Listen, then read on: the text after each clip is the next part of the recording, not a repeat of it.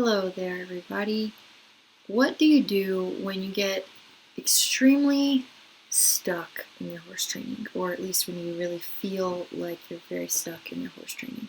It can be frustrating, and we can oftentimes turn to solutions that maybe aren't the best for our horse, such as using more force and more pressure.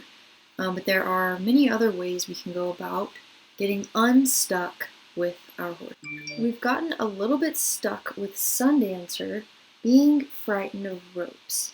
And this has really held up our progress with leading, and with that, we can't really move on to any of our next steps until we really stop and address his fear of ropes.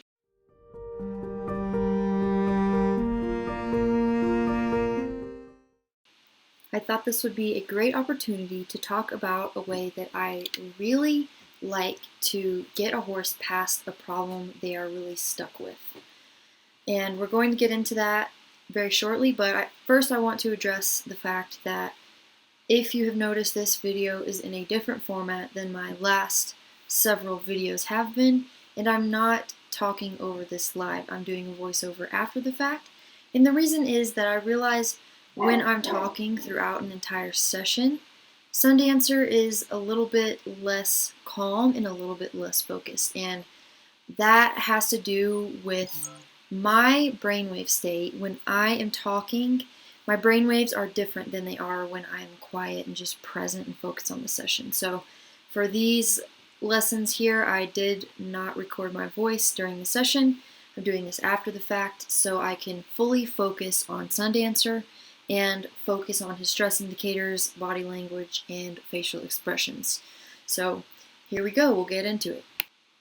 This is the very first session, and since we are working on Sundancer's fear of ropes, I decided to use my dressage whip. It has a long rope off of it, but it's a light and thin rope. It's made to fly through the air to whip with. However, I do not ever use my whips to whip horses. They are merely tools. So in this instance, I'm just using this rope as an introduction to every other rope. So it makes a little bit different of a sound sliding across the snow. He's been pretty scared of ropes sliding across the ground, I'm sure because they look like snakes.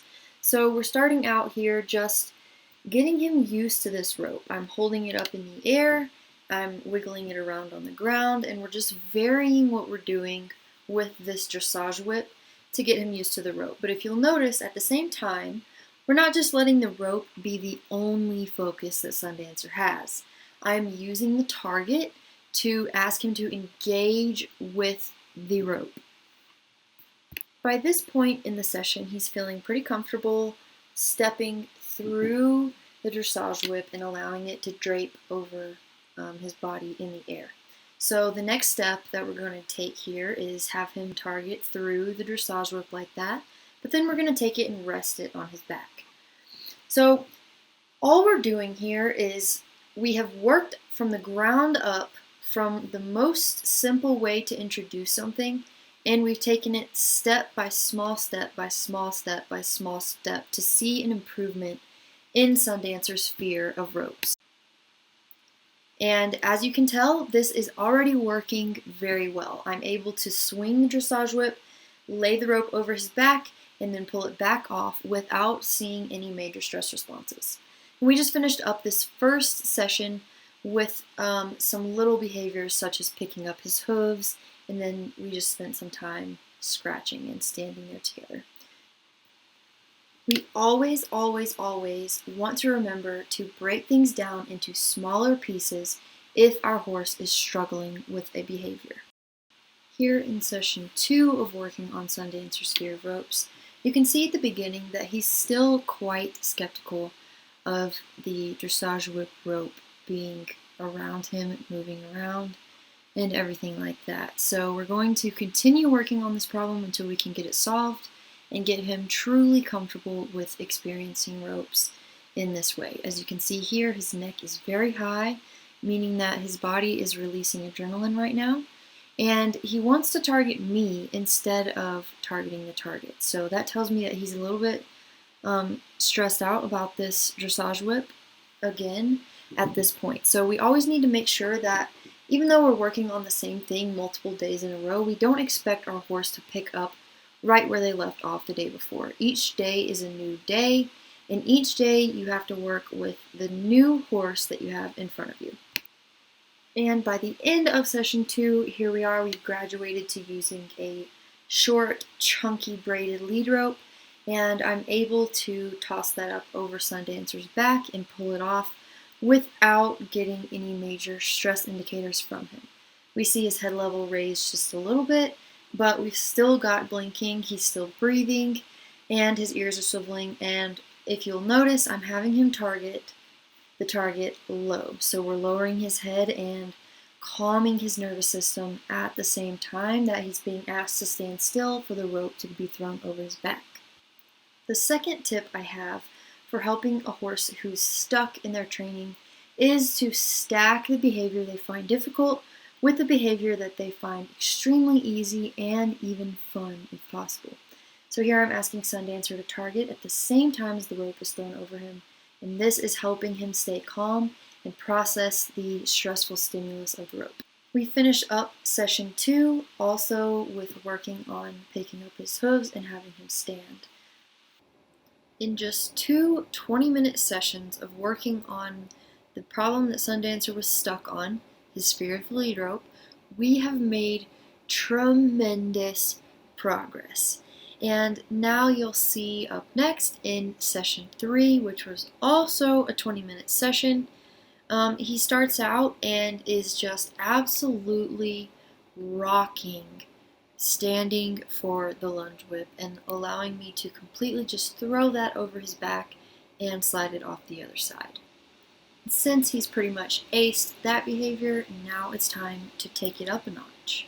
So after we get him good and amazingly comfortable with doing this process with the lunge whip, we've practiced with the short, chunky, braided lead rope, and now we're going to graduate to the 12-foot long yacht rope lead, which is what I like to use. I like the weight of them, I like the length. You can tie them around and make them into reins. So they're really just my preferred lead rope. You can see as we start here, he is a little bit skeptical having the heavier, longer rope. You can see by his head level raising and him getting a little bit tense. But then immediately after the rope slides off, he lowers his head, targets, and is relaxed once again, as you can see by his blinking eyes and his ears moving around and his low head level.